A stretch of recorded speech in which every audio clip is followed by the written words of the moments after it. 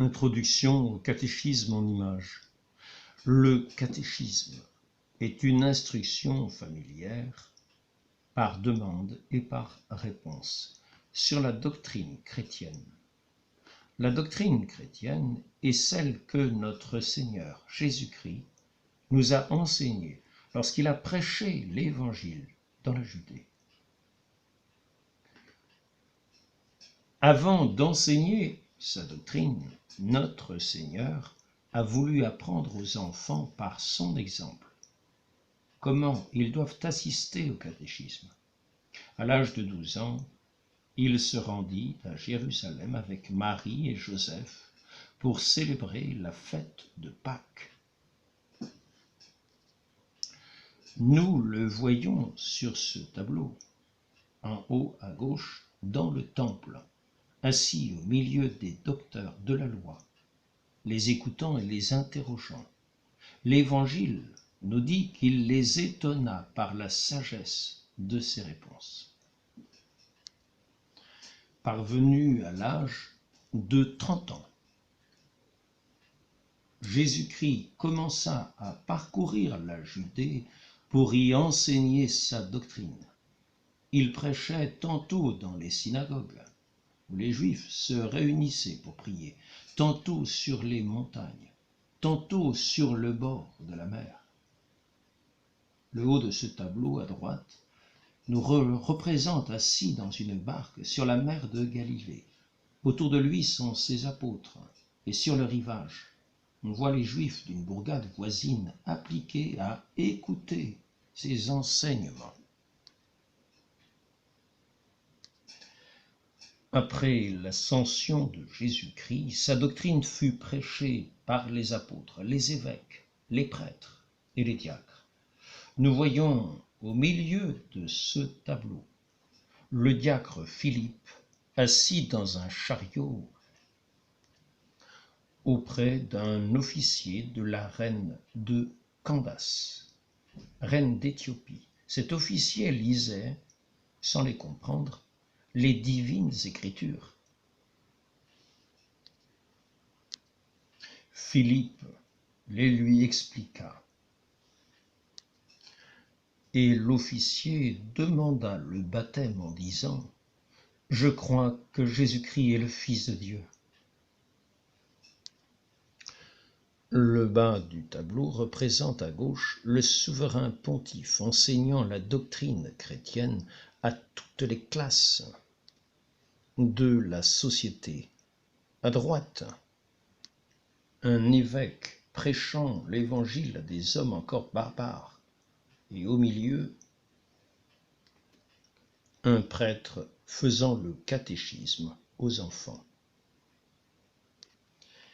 Il est nécessaire pour tous les hommes et surtout pour les chrétiens de connaître la doctrine chrétienne, car sans cette connaissance, on ne peut arriver à la fin pour laquelle Dieu nous a créés. Dieu nous a créés pour le connaître, l'aimer et le servir, et par ce moyen obtenir la vie éternelle. On sert Dieu, premièrement, en observant ses commandements. Deuxièmement, en remplissant fidèlement les devoirs de son État. Troisièmement, en travaillant à procurer à la gloire de Dieu par toutes sortes de bonnes œuvres. Il est très nécessaire de servir Dieu. Premièrement, parce que Dieu ne nous a créés que pour cette fin. Deuxièmement, parce que celui qui ne sert pas Dieu s'expose à être éternellement malheureux dans l'enfer. Il y a beaucoup d'hommes qui ne servent pas Dieu, qui s'attachent au bien de la terre, de préférence à Dieu. Ces hommes s'attachent en particulier aux honneurs par l'orgueil, aux richesses par l'avarice et au plaisir, par la luxure et par la gourmandise.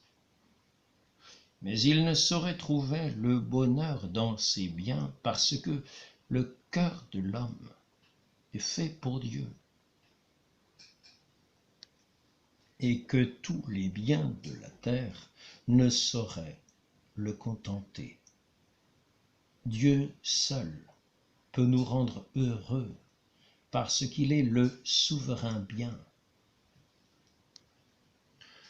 Dès cette vie, Dieu procure à ceux qui le servent la paix de la bonne conscience.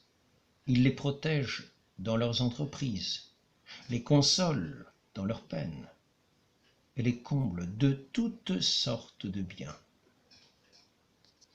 Nous jouirons d'un bonheur parfait quand nous posséderons la vie éternelle, c'est-à-dire quand nous verrons Dieu dans le ciel pendant l'éternité. Un chrétien est celui qui a été baptisé et qui professe la religion chrétienne. C'est un grand bonheur d'être chrétien, car le chrétien est enfant de Dieu, frère de Jésus-Christ, héritier du ciel. Le signe qui fait reconnaître le chrétien est le signe de la croix. Au nom du Père et du Fils et du Saint-Esprit, ainsi soit-il, ou en latin, in nomine Patris et Filii et Spiritus Sancti. Amen. Le signe de la croix nous rappelle qu'il y a un seul Dieu en 3 personnes et que Jésus-Christ, le Fils de Dieu fait homme, est mort pour nous sur la croix. Il convient de faire le signe de la croix le matin en se levant, le soir en se couchant, au commencement et à la fin de ses principales actions et quand on se trouve en quelque danger. Le signe de la croix, fait avec foi et piété, éloigne les dangers et les tentations et attire sur nous la bénédiction de Dieu.